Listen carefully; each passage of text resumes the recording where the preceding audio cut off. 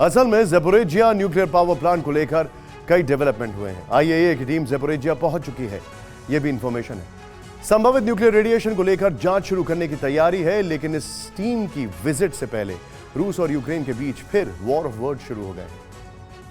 रूस की तरफ से दावा किया गया है कि यूक्रेन ने न्यूक्लियर रिएक्टर को निशाना बनाकर हैवी शेलिंग की है। रूस का आरोप है कि दूसरे नंबर के न्यूक्लियर रिएक्टर से सिर्फ कुछ दूरी पर यूक्रेन के मोर्टार गिरे।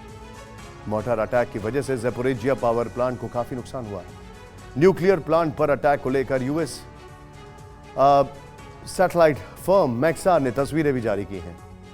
हालांकि इसी के साथ कुछ और तस्वीरें भी सामने आई हैं, जिसमें रूसी आर्मी के मिलिट्री व्हीकल्स भी न्यूक्लियर प्लांट में दिखाई दे रहे हैं। इस सब के बीच आज रूस की तरफ से दावा किया गया है कि उसने ज़ैपोरिज्जिया के न्यूक्लियर प्लांट के पास यूक्रेन के कामकेज ड्रोन को मार गिराया।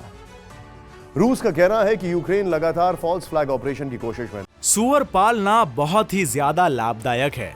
इन्हें देखिए, 1000 सुअरों को पालकर साल में करोड़ों कमा रहे हैं। आपको भी करना है, इनसे सीखना है तो फ्रीडम ऐप को अभी डाउनलोड करें।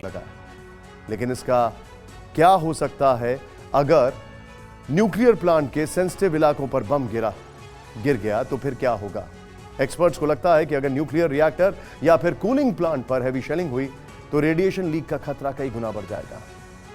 एक्सपर्ट्स का मानना है कि अगर रेडिएशन लीक शुरू हो गई तो फिर चेरनोबिल वाले डिजास्टर से 10 गुना ज्यादा तबाही हो सकती है।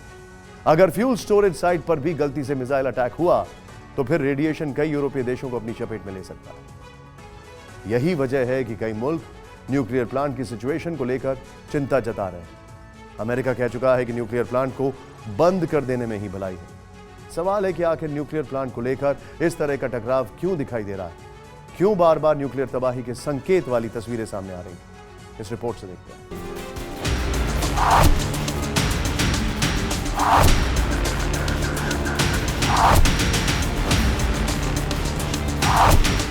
यूरोप का सबसे बड़ा न्यूक्लियर पावर प्लांट इस वक्त ट्रेंडिंग टॉपिक बन चुका है।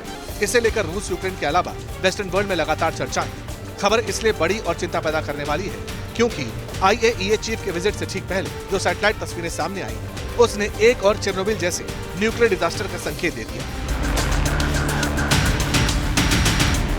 36 साल पहले हुए न्यूक्लियर हॉरर की याद दिलाती।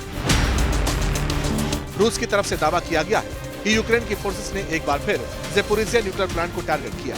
रूस के मुताबिक इस बार लॉन्ग रेंज आर्टिलरी के जरिए प्लांट पर अटैक किया गया। रूस का दावा है कि यूक्रेन की गोलाबारी दूसरे नंबर के न्यूक्लियर रिएक्टर से सिर्फ कुछ मीटर दूर हुई। इस गोलाबारी के चलते न्यूक्लियर प्लांट के फ्यूल डिपो की छत में बड़ा गड्ढा हो गया। इन्हीं तस्वीरों को आधार बनाकर रूस बार बार ये कह रहा है कि वो तो न्यूक्लियर प्लांट की सिक्योरिटी कर रहा है, जबकि यूक्रेन की सेना प्लांट पर हमला करके फॉल्स फ्लैग ऑपरेशन कर रही है और इस हमले के लिए उल्टा रूस को जिम्मेदार ठहराए जाने की तैयारी कर चुकी है। हालांकि इस सब के बीच यूएस सैटेलाइट फर्म मैक्सार की तरफ से जो तस्वीरें रिलीज की गई उसका दूसरा हिस्सा भी सामने आया। यूएस कंपनी ने सैटेलाइट इमेज के जरिए न्यूक्लियर पावर प्लांट में रूस के मिलिट्री डिप्लॉयमेंट की पोजीशन बताने की कोशिश की। कहा गया कि रूसी सेना की बख्तरबंद गाड़ियां रिएक्टर वेसल के बिल्कुल पास खड़ी हुई हैं। न्यूक्लियर पावर प्लांट की 5th यूनिट के पास रूस ने अपने आर्मर्ड व्हीकल्स तैनात किए हुए हैं। 29 अगस्त की फोटो के जरिए यह भी दिखाया गया कि रूस ने ज़ैपोरिज्जिया न्यूक्लियर पावर प्लांट के पास फायरिंग पोजीशन की यूनिट एक्टिव की हुई है। बताया गया कि रूसी सेना ने हैवी मिलिट्री व्हीकल्स की कम से कम 14 यूनिट को प्लांट में तैनात किया हुआ है, जिनके पास एम्युनिशन, वेपन और विस्फोटक मौजूद है। और ये सब कुछ पहले न्यूक्लियर रिएक्टर के टरबाइन हॉल में स्टोर है।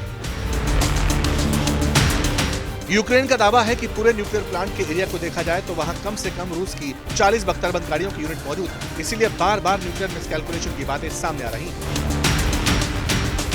यूक्रेन और रूस दोनों की तरफ से कहा जा रहा है कि न्यूक्लियर प्लांट में ऐसे हालात हैं जिससे किसी भी वक्त भयानक रेडिएशन लीक हो सकती है और इसका असर ईस्टर्न यूरोप के कई देशों पर पड़ सकता है।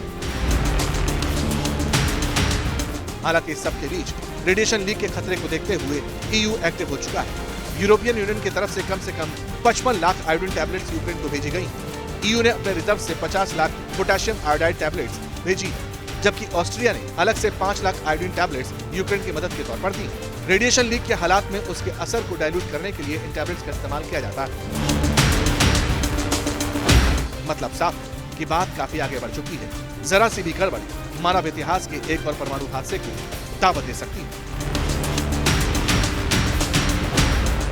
सुअर पालना बहुत ही ज्यादा लाभदायक है। इन्हें देखिए, 1000 सुअरों को पाल कर साल में करोड़ों कमा रहे हैं। आपको भी करना है, इनसे सीखना है तो फ्रीडम ऐप को अभी डाउनलोड करें।